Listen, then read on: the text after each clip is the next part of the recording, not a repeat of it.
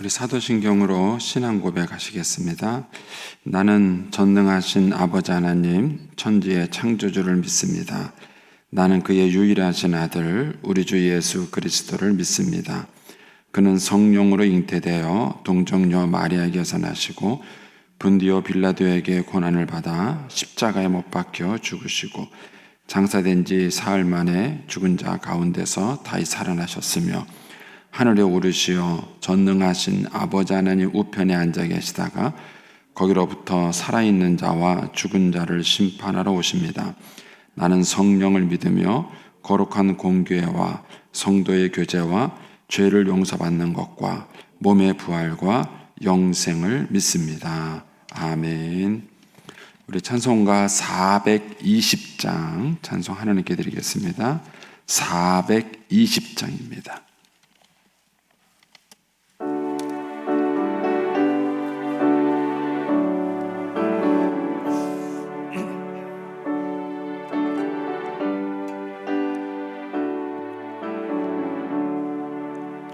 너 성결기 위에 늘 기도하며 너 주 안에 있어 늘 성경 보고 온 형제들 함께 늘 사귀면서 일하기 전마다 너 기도하라.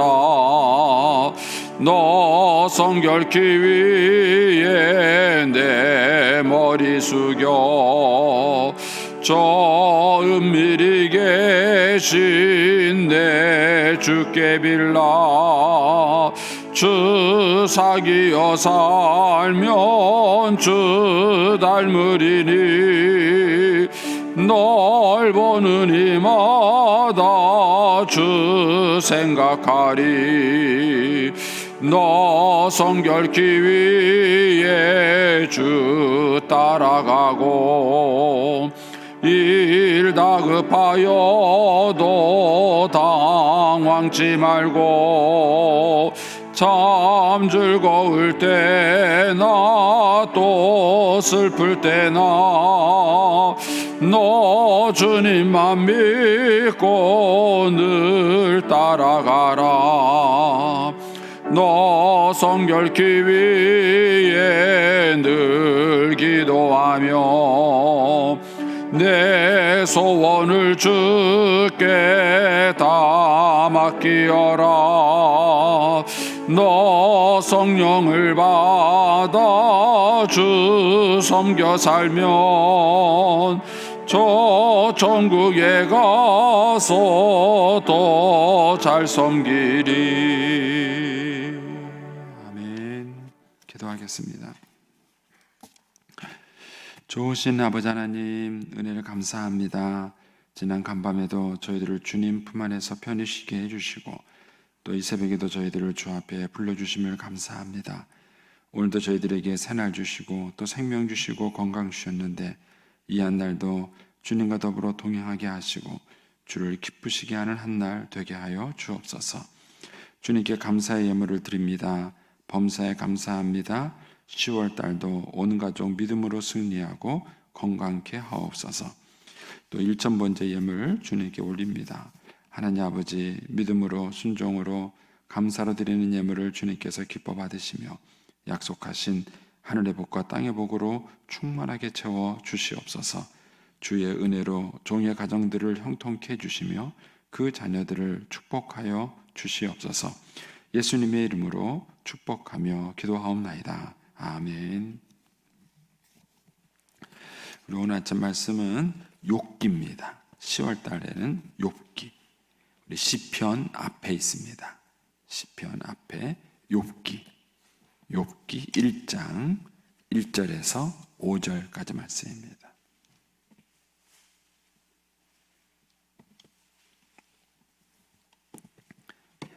욥기입니다. 욥기 구약성경 욥기 시편 앞에 있습니다.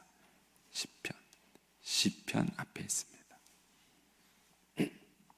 성경을 가운데 탁 펴시면 보통 시편이 나와요. 시편이 나오는데 그 시편 앞쪽에 욥기가 있습니다.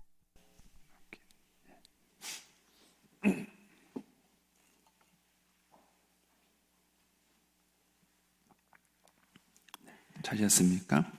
욥기 1장 1절에서 5절까지만 보겠습니다. 우리 같이 봉독하겠습니다. 우스 땅에 욥이라 불리는 사람이 있었는데 그 사람은 온전하고 정직하여 하나님을 경외하며 악에서 떠난 자더라. 그에게 일곱과 딸 셋이 태어나니라. 그의 소유물은 양이 7,000마리요 낙타가 3,000마리요 소가 500결이요 암나귀가 500마리이며 종도 많이 있었으니 이 사람은 동방 사람 중에 가장 훌륭한 자라. 그의 아들들이 자기 생일에 각각 자기 집에서 잔치를 베풀고 그의 누이 3명도 청하여 함께 먹고 마시더라. 그들이 차례대로 잔치를 끝내면 욥이 그들을 불러다가 성결하게 하되 아침에 일어나서 그들의 명수대로 번제를 드렸으니 이는 욥이 말하기를 혹시 내 아들들이 죄를 범하여 마음으로 하나님을 욕되게 하였을까 함이라. 욥의 행위가 항상 이러하였더라. 아멘. 이 새벽에도 주의 은혜와 축복이 함께 하시기를 축원합니다. 저희가 이제 10월 달, 11월, 12월까지 욥기를 이제 쭉 보게 될 것 같습니다. 이 욥기는 그 고난에 대해서 이렇게 가장 대표적인 책으로 알려져 있습니다. 그래서 여러분들이 그 욥기를 이렇게 1장부터 마지막까지 한번 쫙 이렇게 드라마처럼 보시는 게 좋습니다. 이제 성경이 창세기부터 요한계시록까지 성경이 이렇게 뭐 산문, 시가 뭐 등등등 이렇게 그 문학적 그 형식이 다 다릅니다. 그래서 문학적 형식이 다른 것은 다르게 이제 성경을 연구하고 읽는 게 좋은데 저희가 이제 새벽에 보는 방법은 큐티식으로 말씀을 일관적으로 보는 거예요. 그러니까는 이 큐티식으로 보는 게 도움이 되는 그런 이제 책이 있다면, 예를 들어서 이제 지난주까지 봤던 그 서신서 같은 것들은 큐티식으로 보는데 아주 도움이 돼요. 그런데 이렇게 이제 시가서나 이런 것들은 큐티식으로 보는 것이 더 어려울 수도 있습니다. 그래서 이런 것들을 여러분들이 병행해서 보시면 좋습니다. 그래서 이제 저희가 매일 아침에 일정한 분량만 저희가 묵상을 하겠지만은 여러분들이 욥기를 1장부터 42장까지를 이렇게 통으로 쭉 내용을 읽고 묵상하는 것이 더 큰 도움이 될 수 있습니다. 또 욥기 이제 1장은 1장, 2장은 그 형식이 산문입니다. 산문. 이야기를 쓰듯이 산문으로 되어 있고 또 욥기 42장도 산문 형식입니다. 문학적 형식이 산문이에요. 그런데 3장부터 그 안에 들어가는 41장 요 내용은 산문이 아니라 시입니다. 시. 그래서 욥기는 시가서에 들어가요. 시편도 시죠. 욥기, 시편, 잠언 이걸 다 시가서라 그래요. 그러니까 시적인 언어로 노래가 된 것입니다. 그런데 우리는 이제 그냥 읽다 보니까 1장, 2장을 읽는 방법과 3장을 읽는 방법을 똑같이 읽어요. 그러나 문학적 형식이 다릅니다. 그래서 3장부터 41장까지는 요즘으로 말하면은 뮤지컬입니다. 뮤지컬. 그래서 여러분들이 이제 뮤지컬을 가서 보게 되면은 그가 그 극 자체의 흐름이 있죠. 이야기가 있습니다. 그런데 그 배우들이 나와서 대사를 하는 게 아니라 노래를 해요. 그러니까는 그 노래를 잘 못 이해할 수도 있죠. 그래서 이 욥기 같은 경우는 일종의 뮤지컬이다라고 여러분들이 생각하면은 쉽습니다. 그래서 이제 3절에서 41장까지 그 여러분들이 읽는 방식과 그다음에 1장, 2장과 이제 맨 마지막 42장을 읽는 방식이 약간 다르게 여러분들이 접근하시면은 좋겠습니다. 이제 그런 걸 염두에 두시고 보시고요. 그다음에 이 욥기 3장부터 41장까지는 그 내용이 크게 욥과 욥의 세 친구들 사이의 논쟁입니다. 그 논쟁이 3번 나와요. 그 전체적인 구조를 보면 이제 욥이 이제 얘기를 하니까 친구들이 이제 욥에게 정죄하는 얘기를 하죠. 그래서 1차 논쟁, 2차 논쟁, 3차 논쟁 이렇게 나옵니다. 크게 이렇게 나오게 되고 그 다음에 그걸 끝내고 나니까 엘리바스라는 친구가 얘기를 하게 되고 그 다음에 하나님의 말씀이 나오고 이렇게 해서 욥기 전체의 결론을 내리게 되는 것입니다. 이런 이제 욥기서의 구조를 여러분들이 아시고 욥을 이제 읽으시면 훨씬 더 이제 여러분들이 욥을 잘 읽으실 수 있겠습니다. 자, 이제 오늘 이제 1장 1절에서 5절은 욥이 어떤 사람인가에 대한 일종의 3장부터 시작되는 뮤지컬의 그 뮤지컬의 이해를 돕기 위한 전제라고 생각하시면 됩니다. 욥의 주된 내용은 사실은 3장부터 41장이에요. 그런데 3장부터 41장에 있는 내용을 가지고 설교하시는 목사님이 거의 없으세요. 여러분들이 욥기 그러면 1, 2장하고 맨 끝에 42장 복받았다 이 얘기만 들어요. 그래서 의외로 성도님들 가운데 욥기 1, 2장과 42장은 아는데 중간 내용을 모르는 분들이 의외로 많아요. 거의 안 보시는 거죠. 읽지 않기 때문에 안 보게 되는 거예요. 이런 것들이 우리의 신앙을 편식하게 만드는 거예요. 우리가 밥을 편식하듯이 신앙을 편식하게 만들어서 신앙을 균형 있게 성장하지 못하도록 만드는 것입니다. 그래서 이런 것들 좀 구조적으로 같이 보면 좋겠고요. 오늘 1절에서 5절에서는 이제 3장부터 시작되는 그 뮤지컬의 본격적인 내용을 위해서 일종의 서론적으로 그 드라마의 배경을 깔아주는 그런 내용의 로 이렇게 여러분들이 보면 좋습니다. 그래서 5절까지 이제 욥이 어떤 사람인가에 대한 얘기가 나옵니다. 자, 이제 1절에 가면 우스 땅에라고 말이 나오는데 성경에 우스라는 말이 많이 나오지 않습니다. 예레미야하고 몇 군데 나오긴 하는데 정확하게 나오지 않아서 이 우스가 어느 지역을 말하는지 정확한 지형을 찾기는 쉽지 않습니다. 근데 이제 여러 가지 정보를 놓고 종합을 해보면은 에돔 족속이 있던 지역이 근데 또 모르죠. 에돔 족속이라 그러면은요. 여러분 그 인디아나 존스 혹시 영화 보셨나요? 경건해서 영화도 안 보시나요? 거기 보면은 그 신전에 들어가는 장면이 나오는데 그 신전을 지은 족속이 에돔 족속이에요. 여러분들이 이제 성지순례를 가시면 그걸 보게 되는데 그 에돔 족속이 있던 그 지역, 굉장히 문명이 발전했던 지역인데 그 지역 어딘가가 우스 땅일 거라고 생각을 합니다. 그런데 이제 이스라엘 쪽에서 본다면은 요단강 동편에 있어요. 그 지역이. 그래서 거기에 보면 3절 끝부분에 가면 이 사람은 동방 사람 중에 이 표현이 나오죠. 그러니까 이게 지리적으로 이스라엘 입장 놓고 봤을 때는 동쪽에 있기 때문에 그렇습니다. 그래서 이제 우스 땅에 욥이라 불리는 사람이 있었는데라고 말하면서 이 욥이 뭐 어떤 형식의 사람인지에 대해서 자세한 설명이 없어요. 이렇게 자세한 설명이 없는 이유를 많은 주석학자들은 이제 뭐라고 얘기를 하느냐면은 가장 일반적인 인생을 얘기하기 위해서 일부러 소개를 생략했다고 말을 하는 거예요. 그러니까는 욥이라는 사람이 당하고 있는 이 주제. 그러니까는 이것이 우리가 이제 성경을 놓고 보지만은 일반 문학자들이 보기에도 욥만큼 탁월한 책이 없어요. 그러니까는 우리가 셰익스피어 작품을 보면서 문학을 하는 사람들은 다 셰익스피어 작품을 해요. 저희 아들도 연극 영화학과를 다니는데 연극을 배우는 아이들이 기본적으로 공연을 해야 될 게 뭐냐면은 셰익스피어 작품이에요. 그 셰익스피어 작품을 기본적으로 아이들이 다 공연을 해요. 왜냐하면 그걸 소화를 못 시키면 다른 공연을 한다는 것을 무의미하게 봅니다. 그 정도로 셰익스피어 작품을 굉장히 문학적으로 훌륭하게 평가하는데 그 셰익스피어 작품보다도 더 훌륭한 게 욥기예요. 왜냐하면 욥이 말하고 있는 주제, 그러니까 뭐 햄릿이라든가 리차드 왕이라든가 이런 그 소설에서 그 작품에서 나오는 주제와 이 욥기에서 말하고 있는 주제를 놓고 봤을 때 욥기에서 말하고 있는 주제가 훨씬 더 탁월한 거예요. 그래서 이 욥이라는 사람이 당하고 있는 이 고난의 내용이 모든 인생들이 겪고 있는 일반적 고난과 같다는 거예요. 그래서 일부러 욥이라는 사람을 특정한 인물로 설명하지 않았다는 겁니다. 만약에 욥을 너무 특정한 인물로 설명해 버리면은 사람들이 욥이 당하는 고난과 자기 인생을 연결시키지 못해요. 그래서 이제 그런 배경적인 이유로 이제 욥에 대해서 간략하게 설명을 하고 있다. 이렇게 얘기를 하고 있습니다. 재미없나요, 제 얘기가? 은혜로운 얘기 할까요? 여러분들이 성경을 조금 더 이렇게 좀 지식적으로 좀 알고 제가 말씀드렸죠.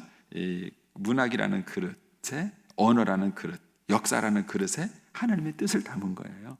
우리가 그릇을 좀 이해할 필요성이 있습니다. 그릇을 이해하고 그 속에 담긴 하나님의 뜻을 은혜 받는 것이 좋습니다. 네. 이해가 안 되면 넘어가세요.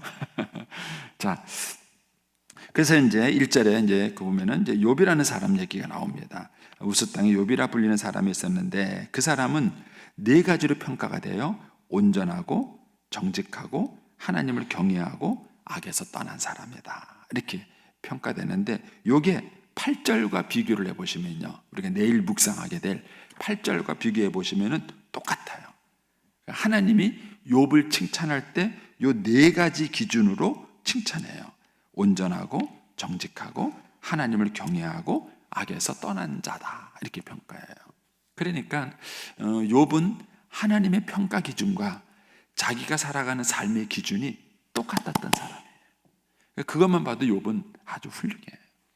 여러분들의 삶의 기준과 하나님의 기준은 똑같을까요? 똑같을수록 인생에 후회가 없으세요. 그런데 기준이 달라요. 나는 이런 기준을 가지고 인생을 살았는데 나중에 하나님 앞에 딱 가보니까는 기준이 완전히 달라요. 뭐가 똑같으냐면요, 공부 못하는 애는요 죽어라고 공부를 하는데요, 시험 문제 안 나올 것만 공부해요. 이 공부 못하는 애들 특징입니다. 얼마나 열심히 하는지 몰라요. 열심히 했는데 점수가 안 나와요. 근데 공부 잘하는 애들 특징이 뭐냐면요, 시험 문제 나올 것만 공부합니다. 시험 문제 나올 것만.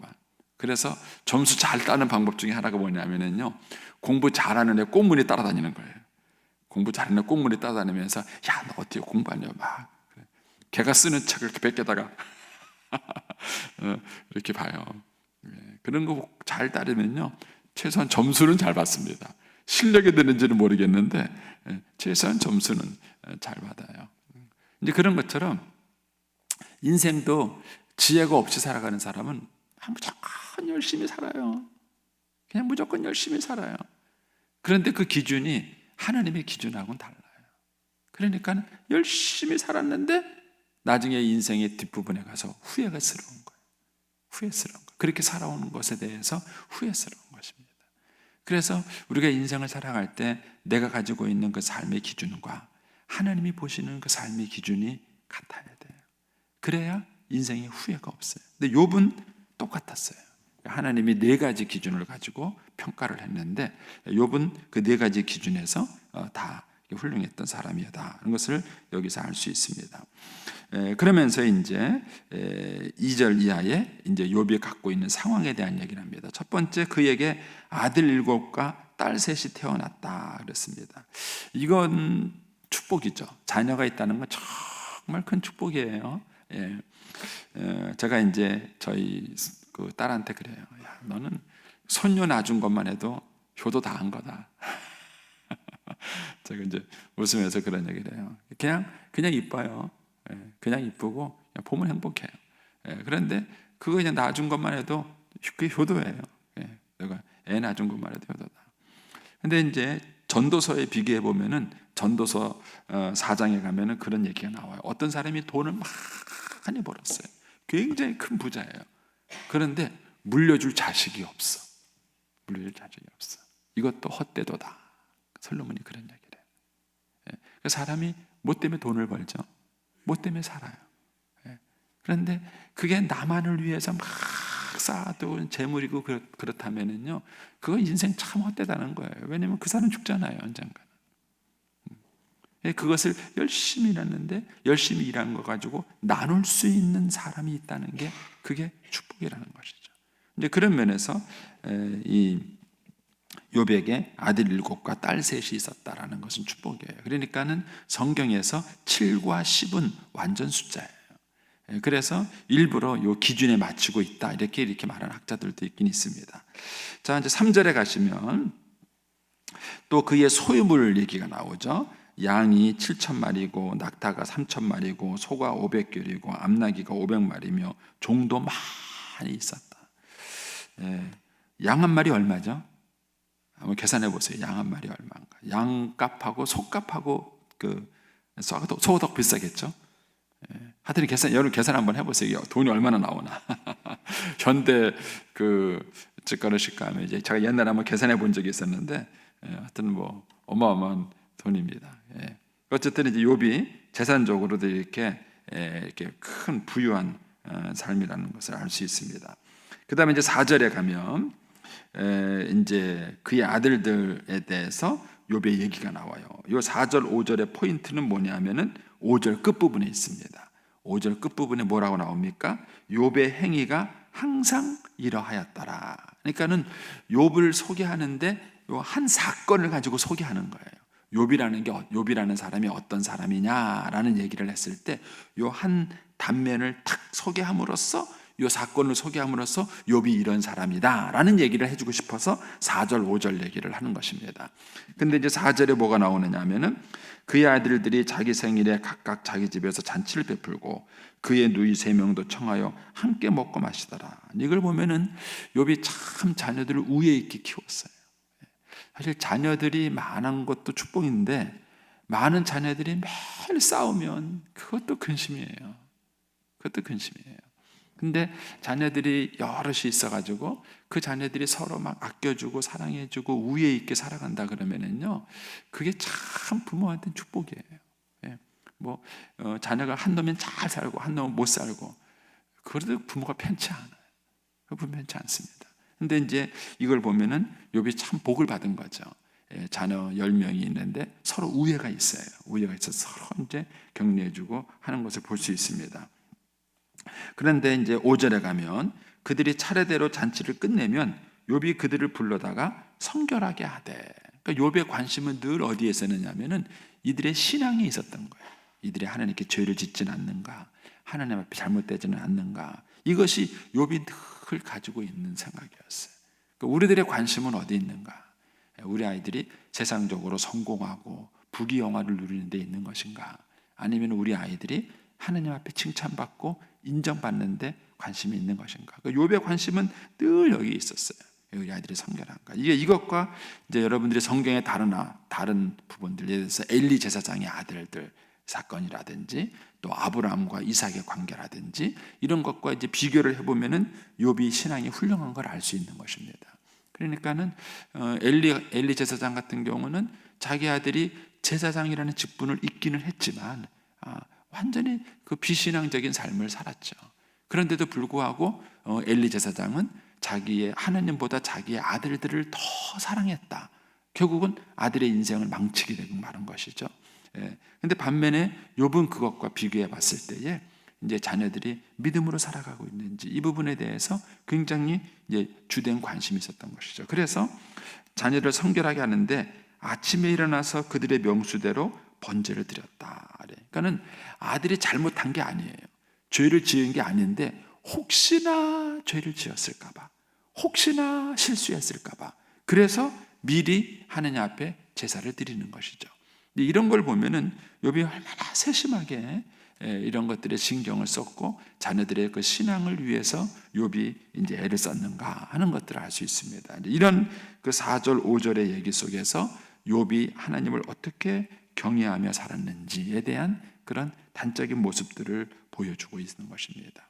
이것이 이제 욥에 대한 간단한 소개인 것입니다. 내일 이제 아침에 조금 더 이제 욥을 바탕으로 해서 이제 욥을 더 묵상하게 될 터인데, 거기 이제 2절 3절 욥이 누리고 있는 축복을요, 나중에 여러분 이제 그 10절에 있는 말씀하고 비교를 해보세요. 10절에 있는 말씀과 비교를 해보면은 거기에 이런 말이 나오죠. 주께서 그와 그의 집과 그의 모든 소유물을 울타리로 두르심 때문이 아니니까, 울타리로 보호해 주시고 또 주께서 그의 손으로 하는 말을 복되게 해주시고 그 다음에 그의 소유물이 땅에 넘치게 하셨다, 이런 표현이 나와요. 이런 것과 비교를 해보면은 이 2절 3절이 욥이 누리고 있는 것은 하나님이 욥에게 축복을 해주신 거죠. 하나님께서 욥에게 축복을 해주셨고 은혜를 주셨기 때문에 욥이 이런 축복을 누리게 된 것입니다. 그래서 이 욥이 어떤 사람이냐 이런 얘기를 했을 때 욥은 하나님을 향해서 온전한 믿음과 신앙을 가지고 살았고 또 하나님께서 욥을 축복해 주셨고, 그래서 믿음 가운데 살았던 그런 욥의 모습을 여기에 소개를 하고 있습니다. 저와 여러분의 모습은 어떻게 소개가 될까?